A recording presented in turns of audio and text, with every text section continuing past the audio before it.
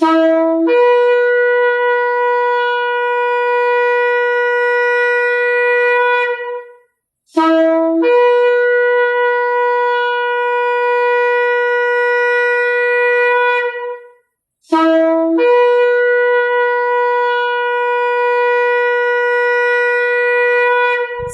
RPK yang dikasihi Tuhan dimanapun Anda berada, Shalom B'Shem Yeshua HaMashiach, salam sejahtera dalam nama Yeshua HaMashiach, dalam nama Tuhan Yesus Kristus Juru Selamat kita. Selamat mengikuti siaran Tekiyah, Telaah Kata Ibrani Alkitabiah bersama Gembala Benyamin Obadiah, Ketua GKMI Gereja Kehilat Mesianik Indonesia. Tekiyah adalah cara peniupan shofar seperti yang didengar tadi. Siaran Tekiyah dimaksudkan untuk menggali kebenaran Alkitab dari bahasa dan masyarakat Ibrani yang menjadi persemaian tumbuhnya iman Kristiani kita yang berasal dari tanah perjanjian Israel di Timur Tengah. Saudara dapat mengajukan pertanyaan ke 081 997 1577. Shalom Pak Ben. Shalom Wira, shalom sahabat RPK dimanapun Anda berada. Hari ini kita akan membahas kata Ibrani Hamas, artinya kekerasan. Dalam bahasa Ibrani dieja Het Mem Samek, dibaca Hamas, artinya kekerasan. Hamas, kekerasan. Kejadian pasal 6 ayat 11 sampai 13.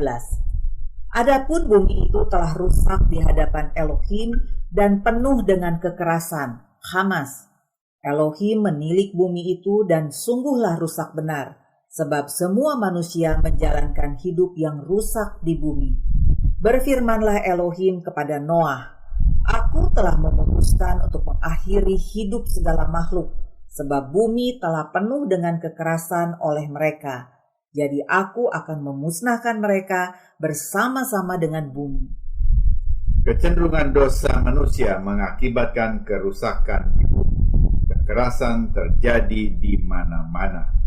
Manusia membentuk kebiasaan berdosa sehingga gaya hidup immoral tanpa malu diterima sebagai norma masyarakat. Bahkan di zaman Noah, perilaku immoral seksual diperluas kepada binatang atau bestiality.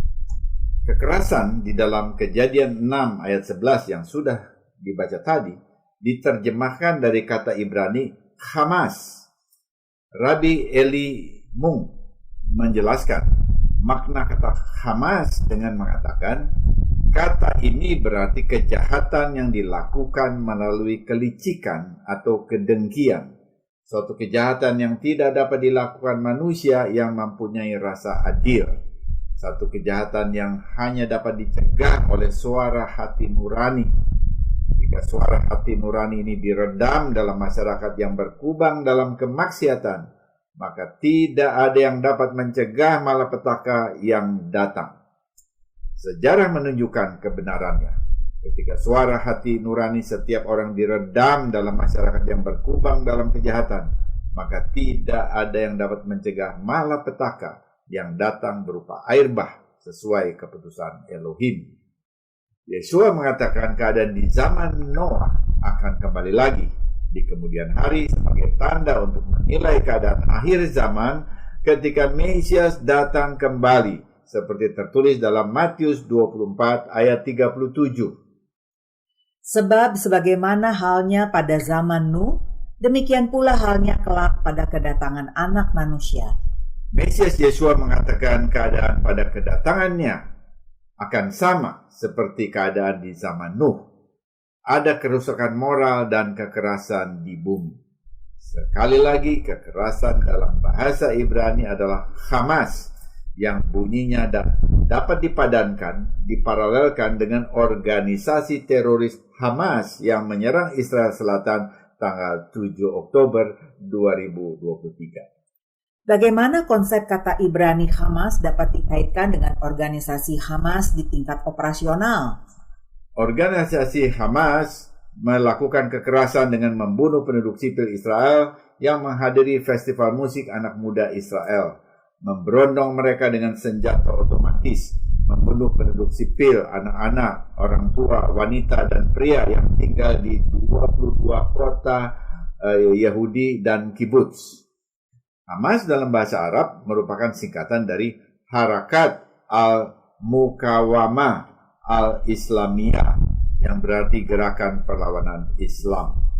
Didirikan pada tahun 1987 sesudah Intifada 1 dengan tujuan mendirikan negara syariah di seluruh Israel, yang artinya membuang negara Israel ke laut, yang artinya Israel, semua warga Israel harus dibunuh.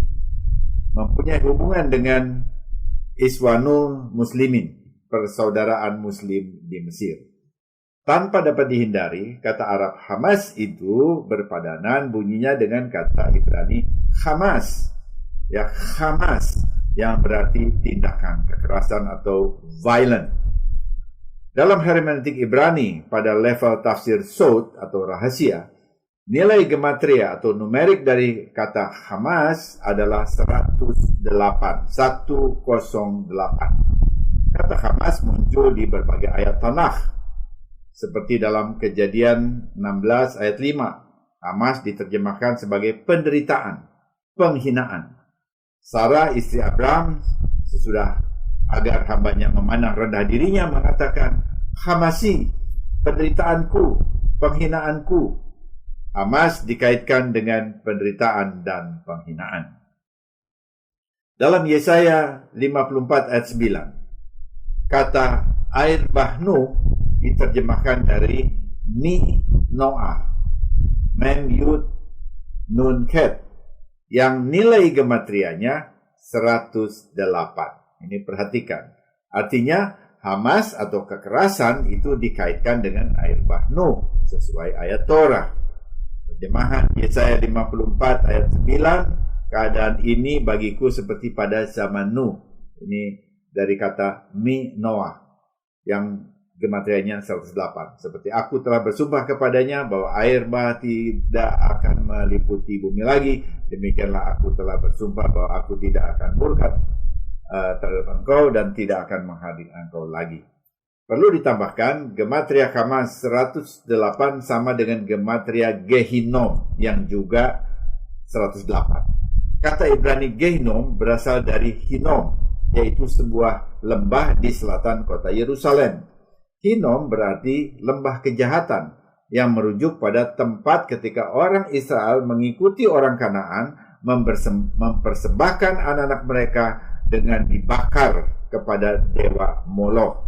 2 Raja-Raja 23 ayat 10 mengatakan ia menajiskan juga Tofet yang ada di lembah Ben Hinom, supaya jangan orang mempersembahkan anak-anaknya sebagai korban dalam api untuk dewa Moloch. Semua tindakan Hamas tanggal 7 Oktober 2023 menyatakan sifat yang terkandung dalam makna Hamas dalam bahasa Ibrani. Perang memang tidak dapat dihindari, namun perang sekalipun harus tunduk pada hukum internasional. Perang yang bermartabat bukanlah pembantaian warga sipil yang tidak bersenjata dan tidak bersalah, pemerkosaan, penculikan, penyanderaan, membakar anak-anak di depan orang tua mereka, serta memakai manusia yang tak bersalah sebagai perisai untuk melindungi diri tentara. Semua ini merupakan tindakan teroris yang melakukan kejahatan melawan kemanusiaan. Kekerasan terhadap Israel bisa dibiarkan oleh sebagian orang yang anti-Israel. Namun ini tidak lolos dari pengamatan penjaga Israel yang tidak pernah terlelap, Lo Yanum Shomer Israel. Adonai Elohim, Shomer Israel, sudah melihat apa yang akan terjadi dan menaruh isyarat dalam firman-Nya secara tersembunyi. Rabbi Jason Sobel memberi penjelasan yang cukup mengena. Nilai gematria Hamas 108 bisa dipecah menjadi 10 atau 10 dan 8. Hamas menyerang Israel pada bulan 10 alias 10, yaitu Oktober. Hamas memilih hari serangannya tepat pada hari ke-8 dari Hari Raya Sukkot yang disebut Shemini Atzeret. Serangan pembantaian terjadi pada bulan 10 Oktober pada hari ke-8 Shemini Atzeret. Ya, ini baru diketahui sesudah kejadian. Mungkin kebetulan, tetapi ini dapat memberikan indikasi karena memang tepat harinya seperti yang dijelaskan tadi.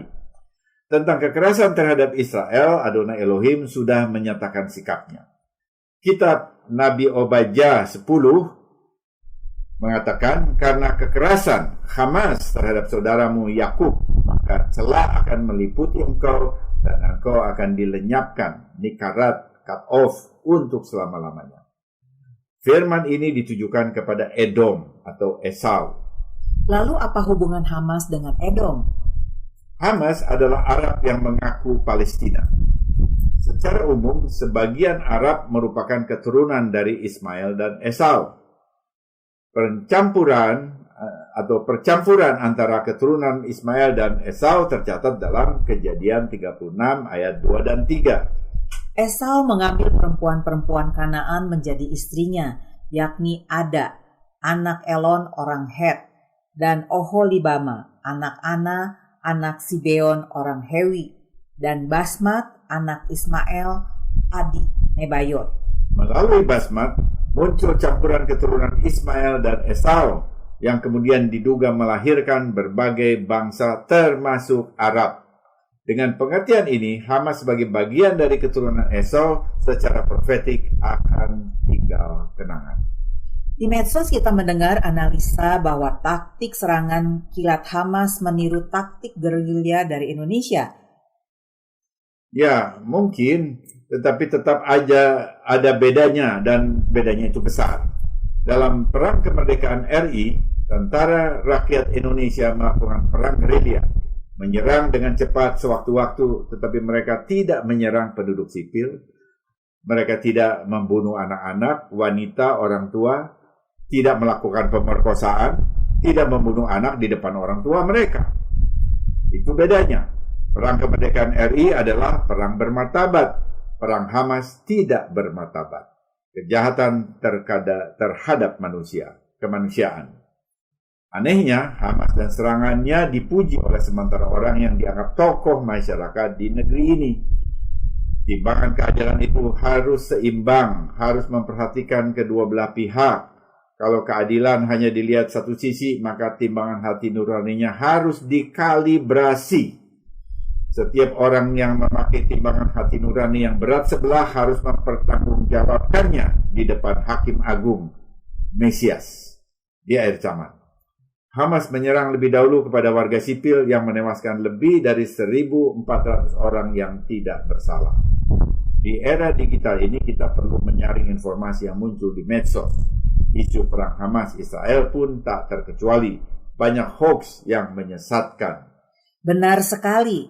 Kita membaca rumah sakit Al-Ahli Arab Baptis di Gaza dibom oleh IDF, Angkatan Pertahanan Israel, yang membunuh sekitar 500 pasien di dalamnya. Bagaimana keadaan sebenarnya?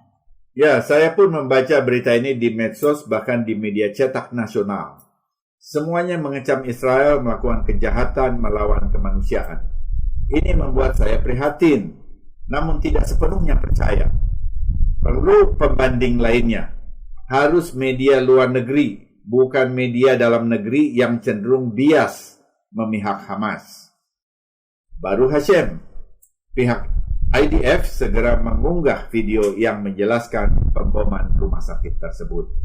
Ada 3 indikator yang dipakai IDF untuk menguji siapa yang melakukan pemboman ini. Waktu pemboman, kualitas atau jejak serangan fisik, dan asal penembakan roket. Yang pertama, waktu pemboman rumah sakit di luar jadwal serangan IDF. Tiap serangan IDF dimulai pada waktu tertentu dan diakhiri pada waktu tertentu. Pemboman rumah sakit Al-Ahli Arab di luar jadwal serangan Israel. Artinya, bom tersebut meledak bukan dari IDF.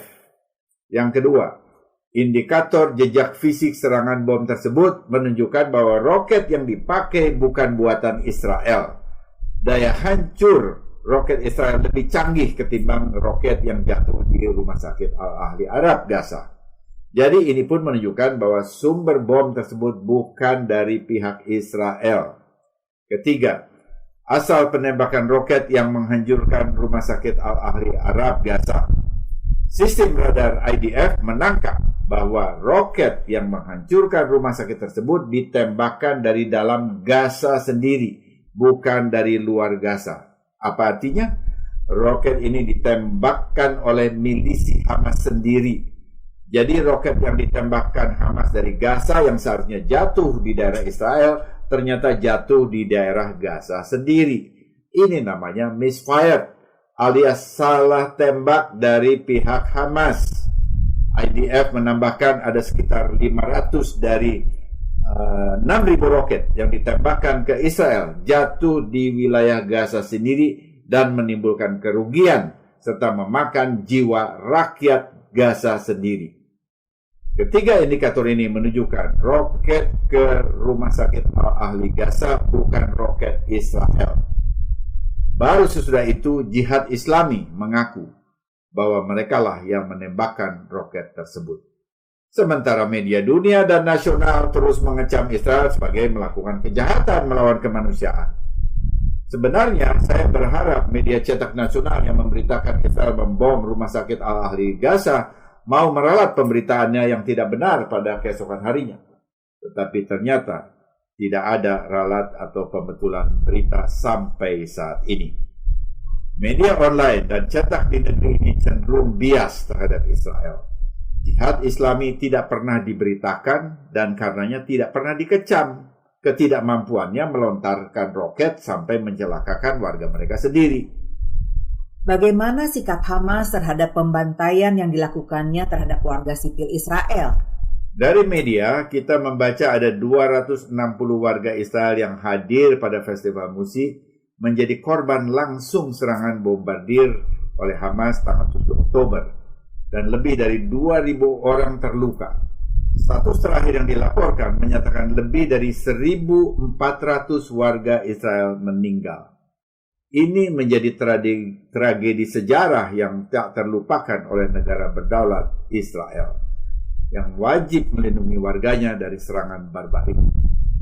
Kemudian saya melihat wawancara media barat Times Radio dengan juru bicara Hamas. Jubir Hamas, Naim, ditanya apakah Hamas mengakui membunuh 1.400 warga Israel tanggal 7 Oktober. Naim menjawab setiap manusia tidak akan setuju serangan terhadap warga sipil. Tetapi ia menyatakan Israel sudah 75 tahun menduduki Palestina dengan kekuatan senjata dan selama 17 tahun mengurung penduduk Gaza. Times Radio mengatakan isu itu sudah diketahui, tetapi pertanyaannya adalah mengenai pembantaian tanggal 7 Oktober. Jubir Hamas kembali berputar pada isu 75 tahun dan 17 tahun dan sama sekali tidak mau menjawab serangan Hamas 7 Oktober sampai wawancara berakhir. Hamas tidak mau mengakui perbuatannya sendiri, tidak gentleman, tidak bertanggung jawab. Apakah isu Israel menduduki Palestina selama 75 tahun itu benar? Bukankah pada tahun 1948 mandat pendudukan Inggris atas wilayah Israel dari PBB berakhir, sehingga sungguh sah bagi Israel untuk menyatakan kemerdekaannya sesuai dengan hukum internasional. Kemudian apabila Israel dikatakan mengurung Gaza selama 17 tahun, apakah mereka diharuskan kerja paksa dan tidak diberi makanan serta fasilitas oleh Israel? Ya, kemerdekaan Israel bulan Mei 1948 itu sah secara hukum internasional. Mandat Inggris selesai dan mereka menyatakan kemerdekaannya. Itu sah sekali. Dan Israel adalah satu-satunya negara demokratis di Timur Tengah. Negara lainnya adalah kerajaan seperti Yordania, United Arab Emirates, Saudi Arabia, atau juga negara yang dikuasai rezim militer seperti Mesir dan Syria. Israel merdeka secara sah.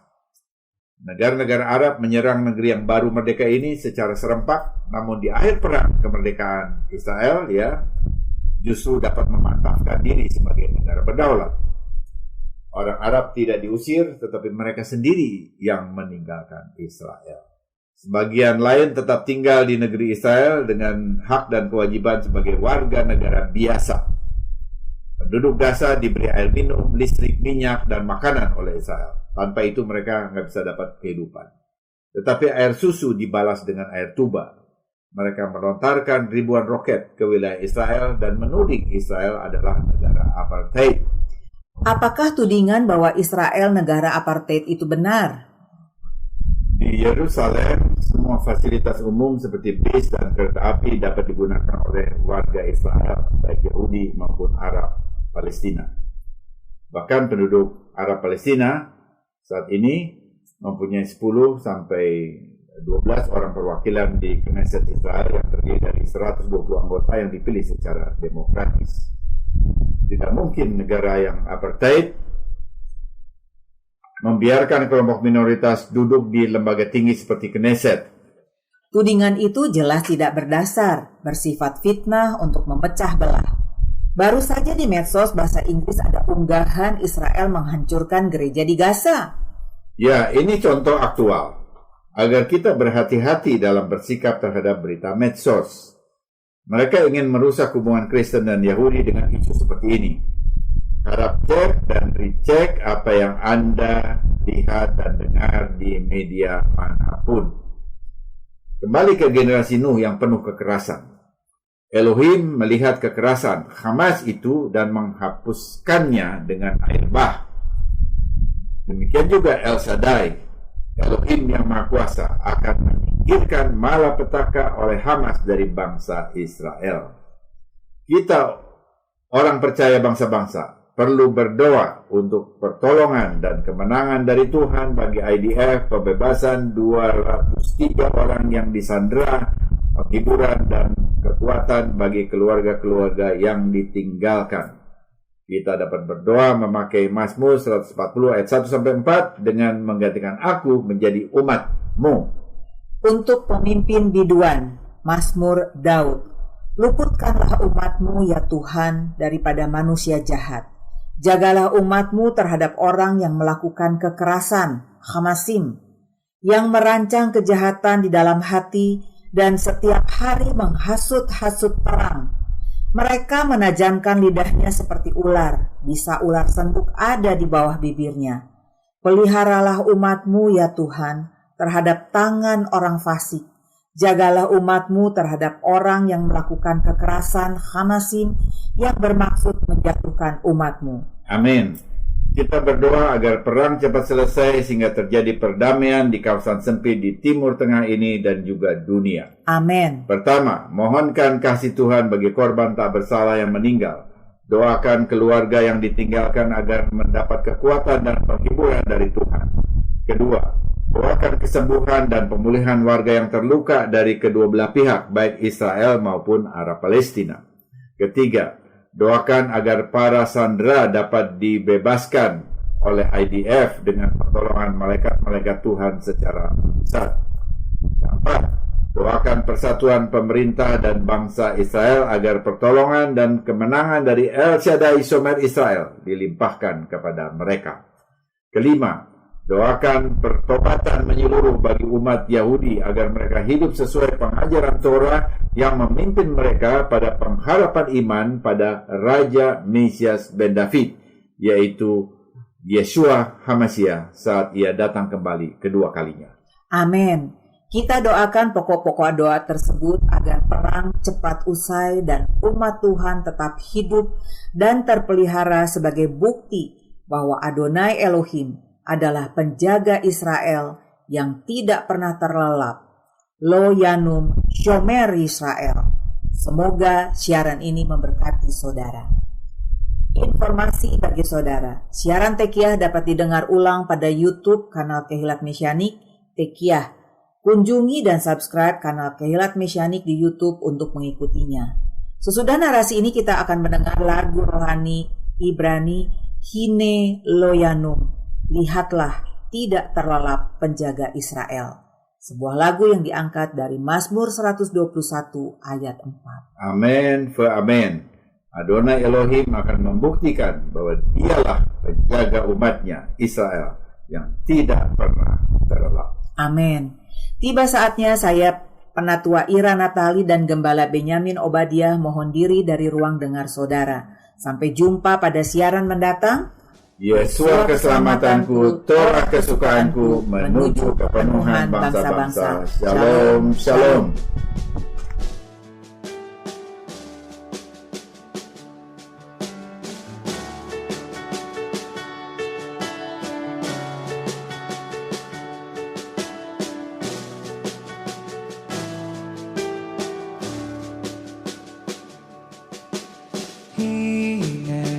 לא ינום, הנה לא ינום, ולא יישן, שומר ישראל.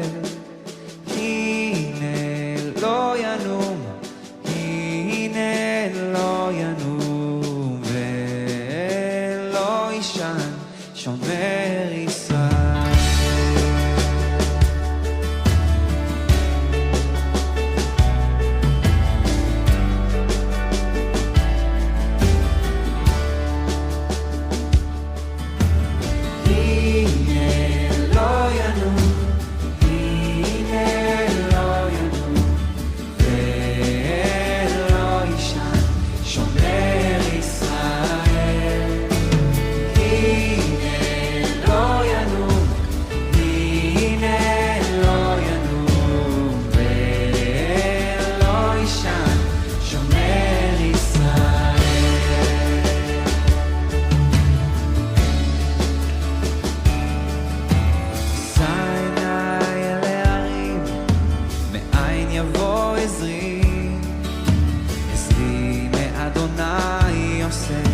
שמיים וארץ